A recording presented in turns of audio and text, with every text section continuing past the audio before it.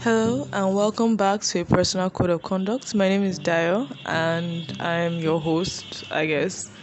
I was going to talk about being a global citizen and like my dreams of being a global citizen, what I define as a global citizen, and like the new professional journey that I'm just starting and my fears about my fears about competing with a group of people. It's not too much of a competition, but like my irrational fears about meeting cutoff marks and deadlines and what have you.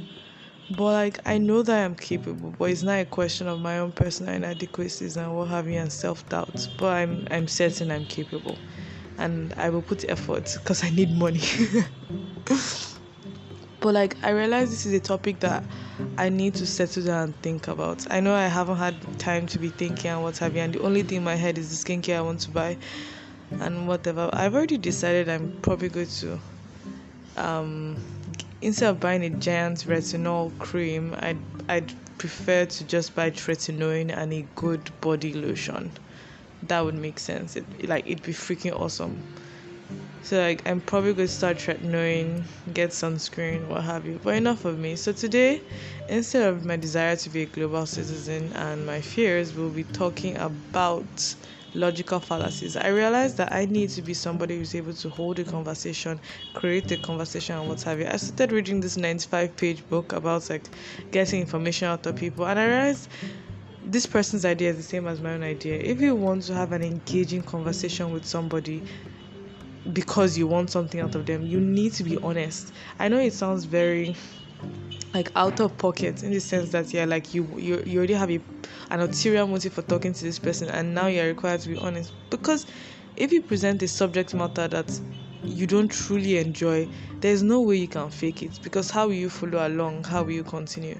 So today's topic will be logical fallacies and becoming more engaging. Enjoy.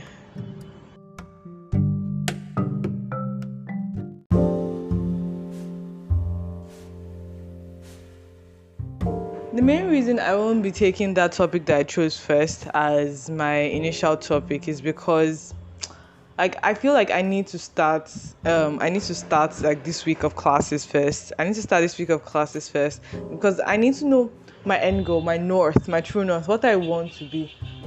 I remember having this conversation with, I say I remember, like during one of the interviews we had with one of the leaders of the organization I'm joining.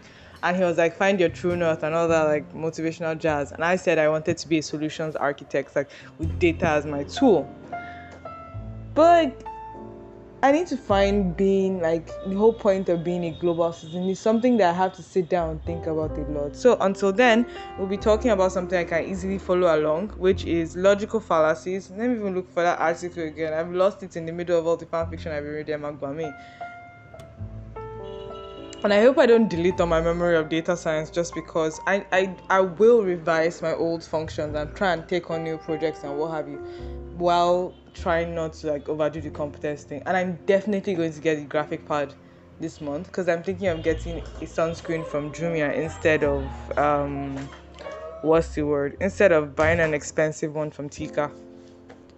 Well, until that, we'll be looking at logical fallacies, logical reasoning fallacies. I have to first find the article in the first place. Let me pause this. I came across this article like to this like data science like subscription service that I want to say subscription service that I'm subscribed to, but like this data science subscription service. And I realized that because I could have ordinarily gotten a normal philosophy textbook and gone on logical fallacies and whatever, but the subjects have never even come up to me, if not for the fact that I was looking at it in a programming context. So I got this article from freecodecamp by Abby, what's her name? Habi, I can't pronounce her surname, so let me destroy it. So it was talking about how logical fallacies are errors of reasoning that makes your arguments less effective and convincing. No, I'm initially finding myself in a situation where I have to be convincing and effective. But like I like the fact that, especially with coding, because if you look at philosophy, a lot of the stuff is it doesn't separate manipulation from facts. It just wants you to win the arguments, meaning you're going to be utilizing a lot of fallacies in this sense.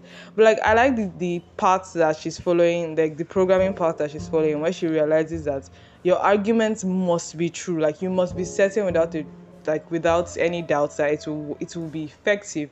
Now your purpose is to convince management or convince yourself, especially if you are trying to do algorithmic thinking, that this is also feasible. Because I've noticed these things, like you might have noticed, like you might have develop the feasibility of something in your mind, but you haven't properly outlined it. And if you're not able to convince another individual, then what's the point of having this whole idea, especially if you're not the head of operations? Your guts don't matter if the money is not coming out of your pocket. And what other thing?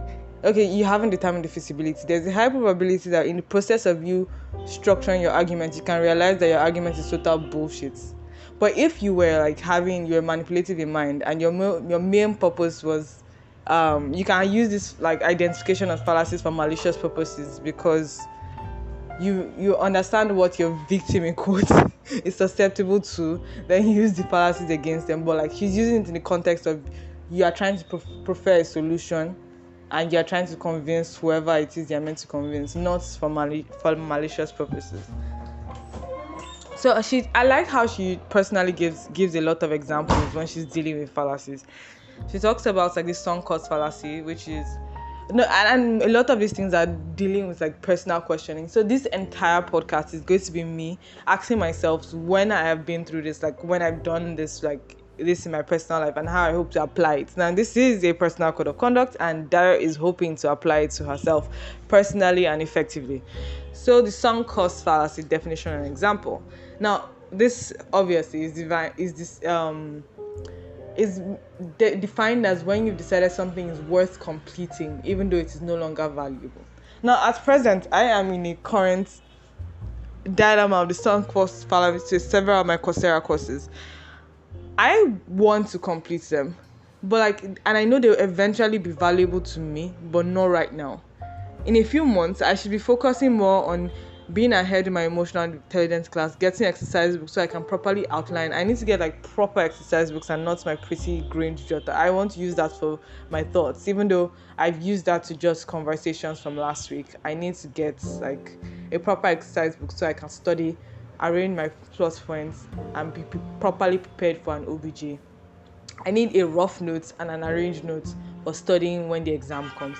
I want to be at the top of the class at the end of the 6 months. I hope I will not be distracted by fan fiction, but based on my previous experience, once I have a particular task and process to complete, I will complete it. I like structured environments because I want my personal time to be my personal time, and I want my work to be my work. I want it to be structured, and I like it when the structured environment is something that I can enjoy in a certain form. That's why I'm very excited for the possibility of what I'm about to join, so that I can fully enjoy my hobbies. And it's not going to be a definition of, I have to separate personal development because I'm not getting satisfaction for my work. I want to find a situation, a workplace, which I hope I have found in the organization I'm joining. I find satisfaction for my work. I know that the purpose of building certain extra things, even though it's self-directed, it's a complete task for my work. So I know that my work has an entire bubble. My work is my work. My personal time to do nonsense is my personal time to do nonsense. Do you get? But then again, this might change. This is after a personal code of conduct. And I'm certain I'm still in the season 1 part of my life. I think 2 weeks ago, I was talking about how I wanted to be this is season 2. And this is the part where I'm going to... And I'm definitely... this season... I know I'm postponing it in how many months. But in the season 2 part of my life, I am certain I'm going to get an actual good mic. Because I'll definitely be able to afford it by then.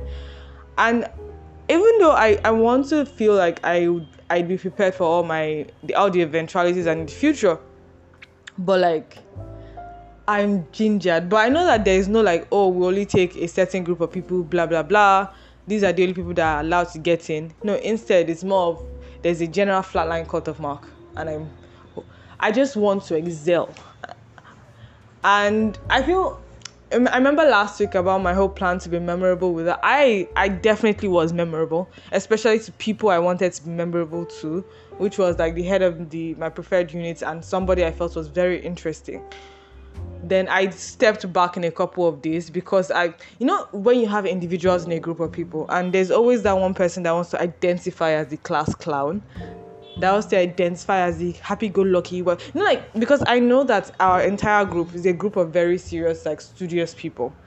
And there's always that individual, like, remember secondary school or high school, there's always that individual in the group, like in the nerd group. This is not, it's probably not going to be like, it's going to be applicable to everybody, like specifically in nerd group. There's always that person that wants to seem like they're uninterested and cool, in quotes, when you know that you're going to study the fuck out of everything just like the rest of us. So why are you trying to present yourself as the casually seriously wonder? Because a lot of people, especially in a group of nerds, there's some individuals that just want to present themselves as, what's the word?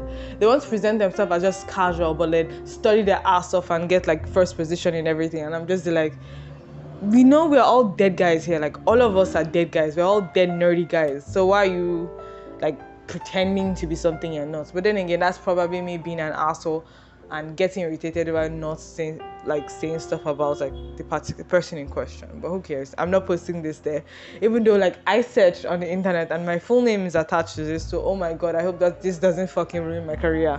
Dayo. So let's go back to the sunk cost fallacy. Has there been anything in my life that I've decided to like trudge on, even when I knew it wasn't? Like, I'd say it up to a certain point, my job was that. Well, I kept on trying to say like, oh, the good things, the good that. I should have just felt like the moment I missed out on my first opportunity, I should have just fucking quit. But like, I think, in a way, if I had discovered my organization last year, I don't even know. There's so many what ifs. But I feel because the particular program I'm in for my organization is only just developed this year. So like, and this, I don't think I'd want to be in any other program other than this one, because it's like, it promises reasoning and structure. It promises something that if I get ahead, I can actually make an impact on this continent. And I feel like this continent is more important to me than any continent. I'm African, by the way. So there's that. Sunk cost fallacy. Well, I'm currently out of it, so there's no point like looking back. But I think it's very important for me to recognize when something is no longer useful to me. I think I have like 4 courses on the Coursera. I want to get rid of the Excel course. I'll probably definitely do that when I get, because the entire course was just ridiculous.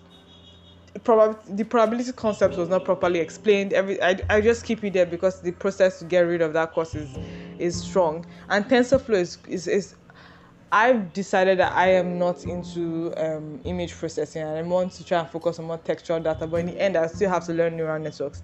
I don't have a problem with that, but the structure of the course is just horrible. But like certificates, then definitely I know I want to put more effort into machine learning. But that is a course that I know that I want to finish. I feel like watching the videos is more important to me than doing the program, because I have given myself Python as my language. So I will probably stick to watching the videos, but the programming assignments, oh my god, I'll probably take years before I complete those programming assignments, because I feel it's a sunk cost. Now, this episode is going to be particularly long because there's a lot to talk about, and Dayo has had a relatively long, I won't quarter century, 1/5 of a century, almost a quarter century of existence, I think, sort of. I don't know, I'm not that old, unfortunately. Example of a sunk cost fallacy. Blah, blah, blah, blah. I've already used the example to contextualize my own life. Then the next, the ad hominem fallacy. Ad hominem means against the person in Latin. So the ad hominem fallacy happens when you attack a person's character, appearance, personality. Now, I feel I am very susceptible to this. At least when I was younger, like 15-year-old, I would be very susceptible to this fallacy.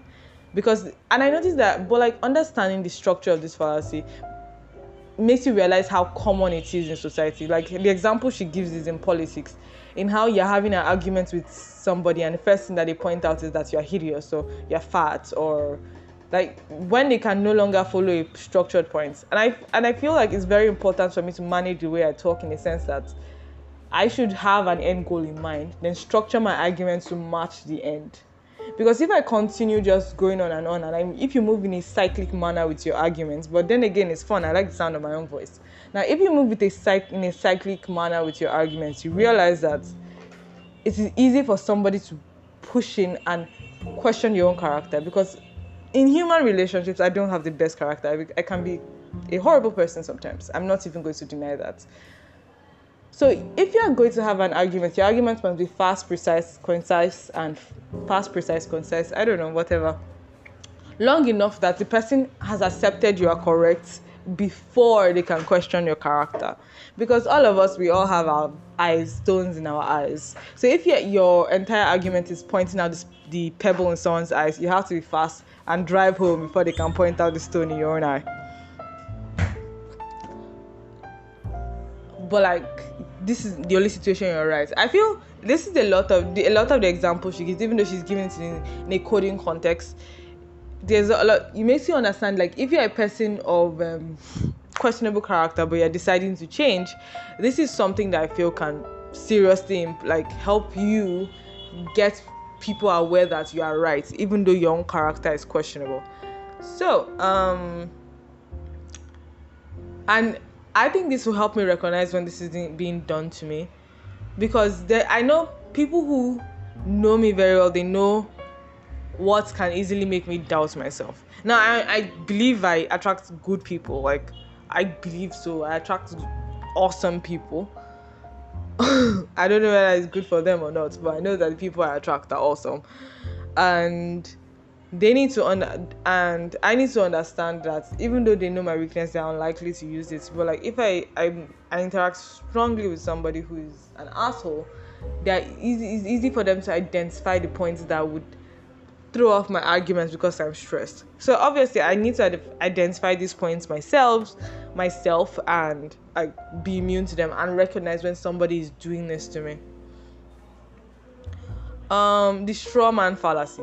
I am fond of I used to be fond of, like, I think it was trying not to be an IT kid. I realized this thing. I was fond of straw man arguments, like, even though the entire concept is right in a way, or it is effective in a way, you have this kind of arguments that churches everywhere. You have this kind of arguments where you can't really defend your point because there's no real way to make people understand it in that kind of sense. Like, let's say the argument is it's something deep and important, but because you are not willing to sit down and properly research, you just talk about, I know there's a way you can, some people just throw it off balance and say something that doesn't concern, but sometimes you may not necessarily have bad intentions, or you may not necessarily want to dismiss other people's opinions, but because you didn't properly research your own points, you only talk about how it personally affects you, and you might be part of like a statistically insignificant minority that the removal of this thing doesn't justify, like, while the removal of this thing might help you and people you might help you, the presence of this thing may have helped even more people. So you need to find a way, like, this is how I'm going to decide, like, something that affects you negatively may be better for the greater good of society. So in that kind of situation, you need to adapt for you to enter that's like be on the good grace of the thing. But those things are rare and far between, because a lot of the things that, even though some people are living fine under those kind of existences, you wouldn't say they are thriving. So anything that negatively affects somebody who is not a horrible person, most likely is not for the good of society. Me giving horrible cyclic arguments. The false dilemma fallacy, the false dichotomy fallacy. Now, I think this is one thing but I don't think I can fault people for having false dichotomies, like the illusion of the choice of two, like the illusion of the lesser of two evil, because people look at it in the context of power. If you, like, yes, there are two easy choices in quotes. There are numerous other choices, but they require more planning, more structure, development of systems that are not already there, creation of to make all these goals are realistic, but the work needed to be put in are completely different. And I think that's what leads to the false dichotomy or the false dilemma fallacy.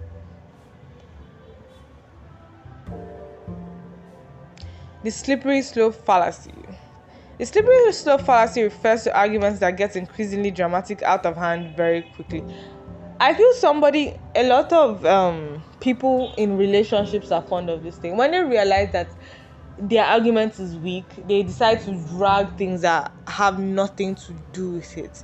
Just make the situation out of proportion. Like, okay, the dude was late out one night, and you're like, oh, fuck it, he cheated on me and all that stuff. Now I have to lower this because, okay, yes, Dayo, I stay now, but like, the church behind where I stay now has gotten much louder. So I'll be back in another section talking about the other fallacies and how they affect me. So this week is not particularly because I'm still looking at this concept of fallacies in an abstract manner until I've entered Nigeria's corporate space and what have you. But like, it'll be fun.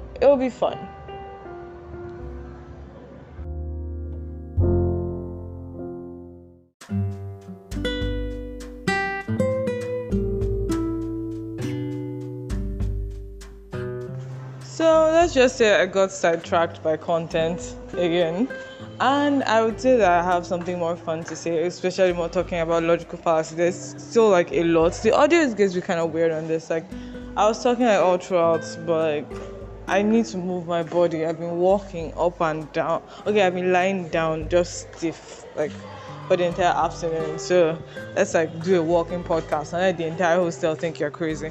So let's go back to the audio is going to be shit on this probably. Nah, most definitely. Let's go back to what I was looking at.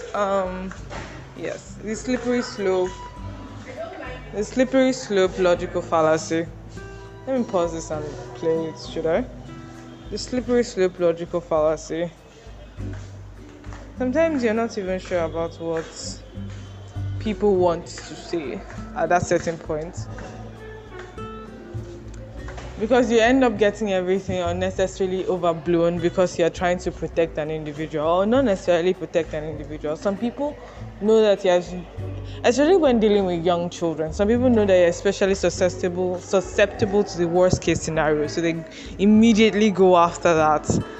And I'm like, it doesn't always work in an argument. But like, this is something that I've learned when dealing with parents. Like, for you to like circle back to an actual argument that is not murderous, so to speak.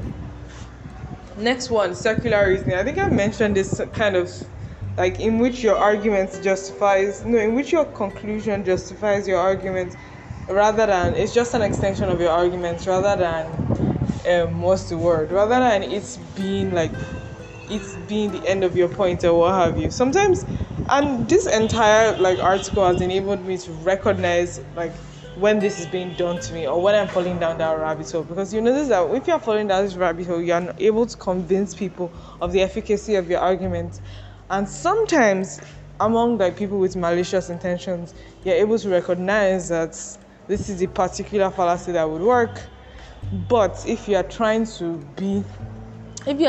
create lasting impacts, fallacies are the wrong way to go. You have to be completely correct, and it has to be a notion that you completely believe in, so that if you ever come off as wrong, if it ever turns out that your opinion was wrong, you'd be able to accept it was wrong. Because when you break down the steps at which the thoughts came about, or whichever person who came up with a better solution, when they break down their argument to you, it'll be easier to accept, because your argument wasn't just based off you being an asshole. What's the next thing? The equivocation fallacy. It means when you're taking a word or phrase and changing its meaning slightly.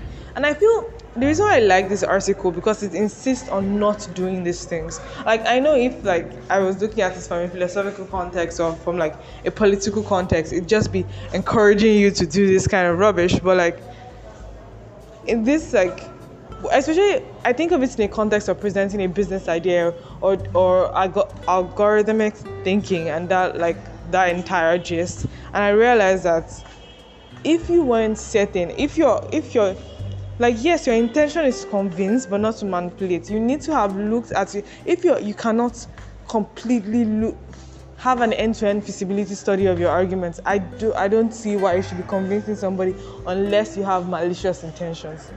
And even then, I feel like if you have malicious intentions and you need to still do a feasibility study, be aware of each point your argument is going to go wrong, and look for the appropriate fallacy to turn away, to manipulate your audience into the other way. But I feel it's very important to not end up using fallacies in your arguments, because it will blow up in your face, especially if you're not in the position of power in making that argument.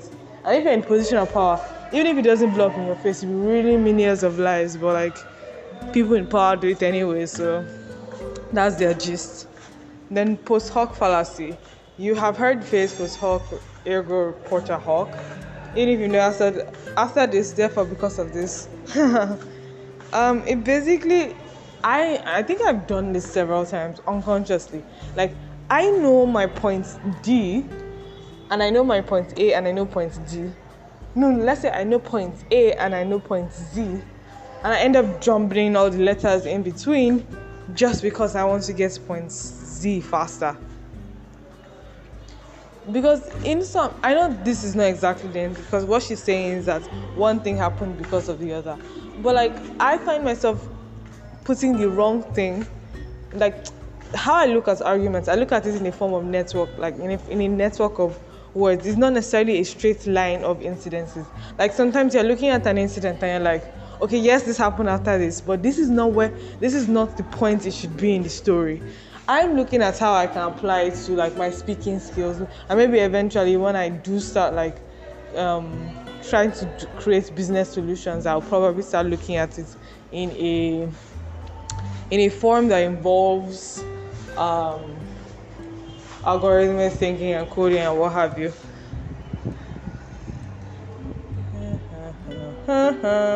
Appeal to authority fallacy, argumentum and vericundum fallacy. Therefore, when you are gathering evidence to support your conclusion, you will likely cite some experts. They've done research on the subject and know a lot about it, so it makes sense to use their knowledge and opinions to support your own arguments. I think, let me talk about the concept of mansplaining. I feel with any incident, because of societal opportunity and a lot of people have delusions of grandeur, some people are unfairly targeted. I don't think they should use the word mansplaining, because I am guilty of mansplaining, and trust me, I am nothing man. So it's I feel if a mansplainer, I don't even think it should be a word. I should just think it should be another word should be used to describe an individual that really that becomes sort of a jerk when they're explaining shit to you. I've become less of that kind of individual because I've tried to create a relationship with people around me, and create an understanding with other people, in order to avoid issues and problems and what have you, and respect their opinion and their own choices. Because sometimes, even if I truly and completely and 1,000% believe I'm right, what's my own fucking business? Why should I, especially if it's a situation that is not to the detriment of another person. If it's something silly, or I feel that they are harmful in quote opinion, or they are wrong in quote opinion, it's not the end of the world. It's not a particularly important issue, so why should I be pressing them over it?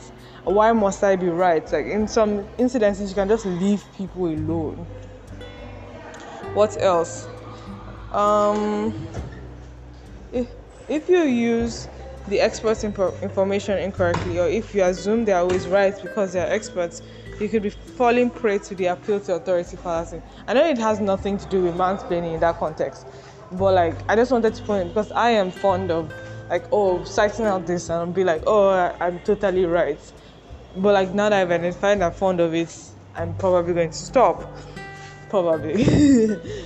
I started the whole podcast to change myself in quotes. Not really change myself, to actually identify what I do myself. Look at what is sustainable for me to continue to build my life.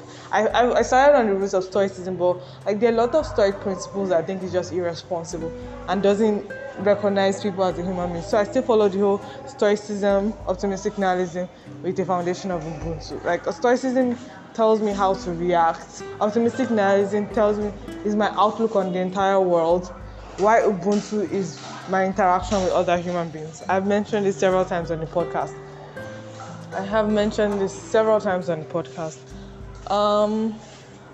What else? But this one has nothing to do with that. It's just be skeptical even when you're citing information, because information can still be wrong.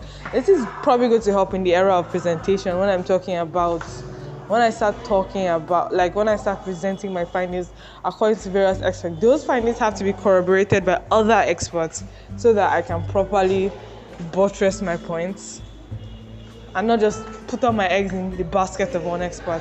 Appeal to ignorance fallacy. Definition and example.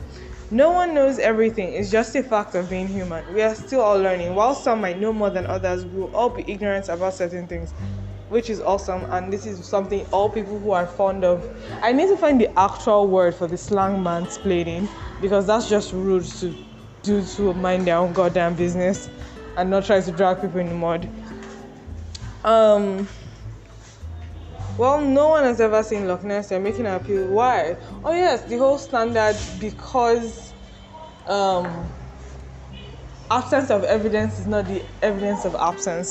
That kind of one. No, I feel this course is right, but like if it's an issue that one cannot dwell over, I don't think. If it's an issue that is not of very importance, I feel is of very little importance. But if it's something of great importance, if there is an absence of evidence, you cannot just throw money into that basket of the absence of evidence. That's just like asking for loss. Then, what else? Example of an appeal to the ignorance fallacy, blah, blah, blah. Let's look at an example of an appeal. Let's say an archaeologist who's studying an ancient civilization that lived around 2,000 years ago. You study any remaining stone structures, pottery, tools, drawing, everything, let's say, blah, blah, blah, blah, blah, piece together their lives, these arguments. Now, if they don't have any evidence of a writing language, they currently haven't found any evidence. Whether they had or have not shouldn't destroy your outlook on their society. That's one thing. I know this has nothing to do with what I'm saying, but like, there's one thing I think a lot of people, all of humanity, just because somebody doesn't follow your values of intelligence or your values of like what have you, doesn't mean you can treat the person as less. I know this is off with the writing system, but like, can you tell I just want to finish this week's podcast and continue? What else? Appeal to hasty generalization fallacy. Yes, definitely. I have definitely done this at certain points in my life, just generalizing like people and opinions, and because it's so much easier than to think of another person as an individual. And I always say knowing is not feeling. This is basically my excuse to get away with being an asshole. But like, I'm trying to improve myself, and I'm trying to like prevent it from affecting my relationships with people. Like, I'm trying to like moderate myself, improve myself, and what have you, and all that jazz. Often someone makes a generalization when they're basing an argument on an opinion. This often comes into like their judgments of people, judgments of things, but we always particularly look at the judgments of people because the judgment of things that don't really get us into trouble, but like the judgment of people can actually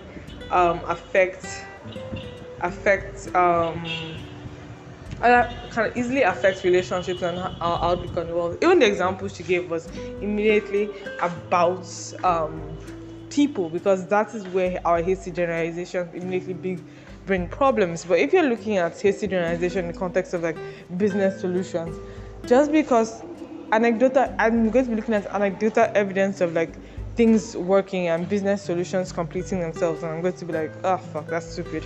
Then next, the hypocrisy fallacy. Yes, I really hate this one, but it's common among nations, it's common among individuals.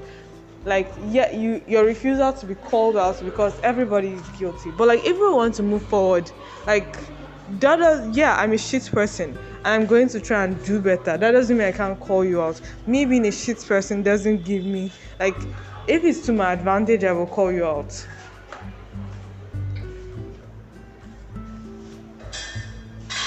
So yes, then, but obviously, I feel the reason why this fallacy always continually works is the context that people are not especially if it's a punishable crime. People are not willing to accept that I now have to take responsibility for my actions, especially in the suggestion of a punishment and repatriation.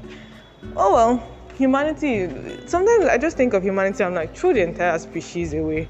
Because when, like, I don't know, it's like, one is, like, a lot of things, there's one thing in my own concept of leadership, I believe in stability for the majority, or stability for all, rather than stability for the majority.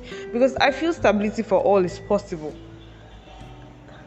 Because especially, and you don't have to torture people into stability, because sometimes people might have crazy things, but you just have to persuade them that whatever crazy conservation, crazy conservative religious life that they're living is not suited to your modern empire that you're designing. Eventually they will run away from home. You just have to facilitate the children running away from home. You don't have to, like, enslave an entire group of people because you worry that their religion will destroy the stability of the majority. But then again, humanity is just trash. The loaded question fallacy. When you ask a question that intends to reinforce your position and undermine someone else's, you could be asking loaded questions. These questions are helpful to you but harmful to the person.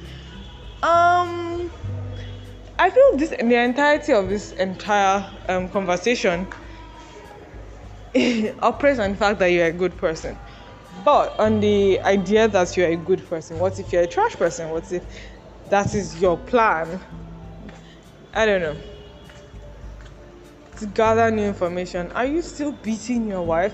Oh yes.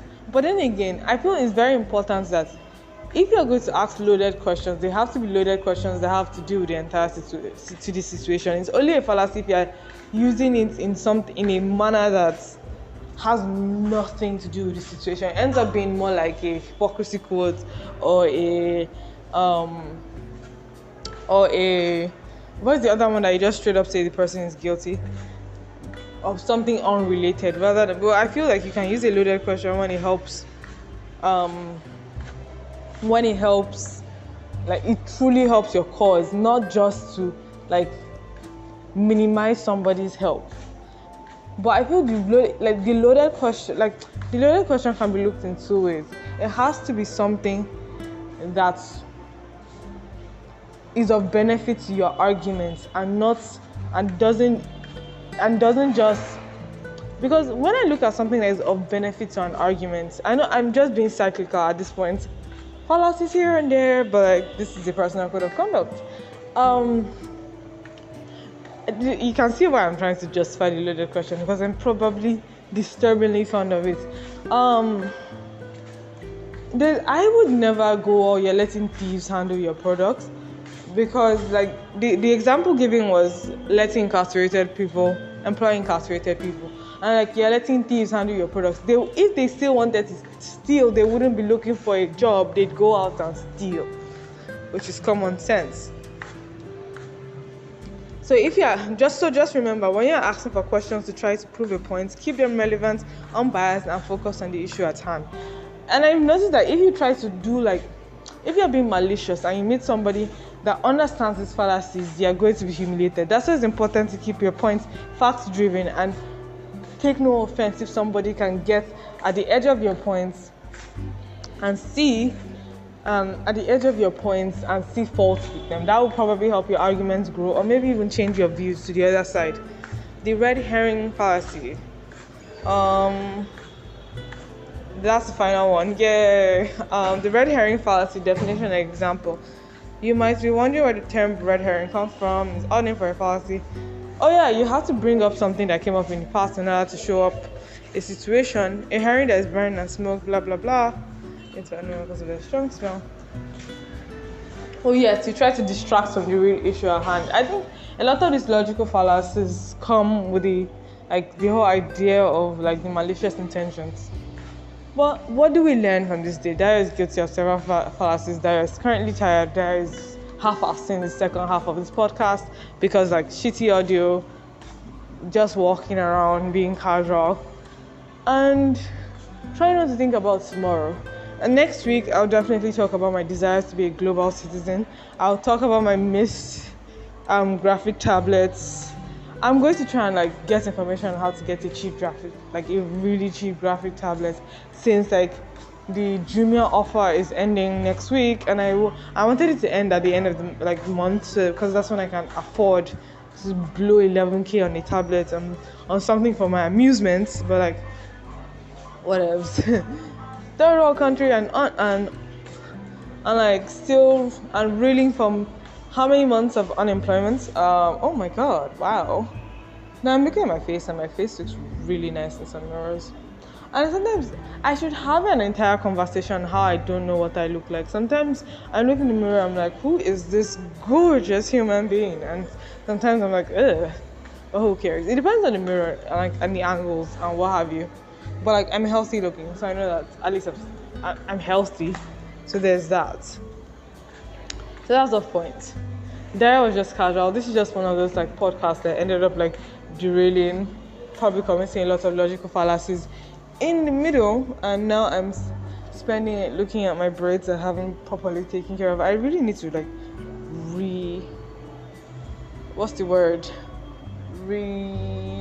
cut the front. I don't know. I look cool. I'm a vibe. I have like actual arm muscles if I flex. So yeah. Has been a personal code of conduct. See you next week. Well, Dayo will talk about being a global citizen. I'll probably have an article out by then where I'll probably talk about, because I know that if you follow the breadcrumbs, like who I really am, my entire life history is on the internet. Yates who doesn't know how to protect herself on the internet. Ooh la la. What the fuck did I just say? So, what I would say has been a personal code of conduct. Next week, I will be talking about being a global citizen, my hopes for what I define as a global citizen. Because I know I've mentioned it a lot, like a global citizen, a solution architect, and my hope for the future. And I hope like after the next week's talk, I have more confidence about excelling in the organization I've just joined, and remaining in the organization for beyond the probation period, because like I want to excel in this probation period. Then I want to excel in the organization, become a global level consultant and what have you. But whatever, that's just like personal gist. So it has been a personal code of conduct. This is the third time I'm saying it, and bye and have a productive week.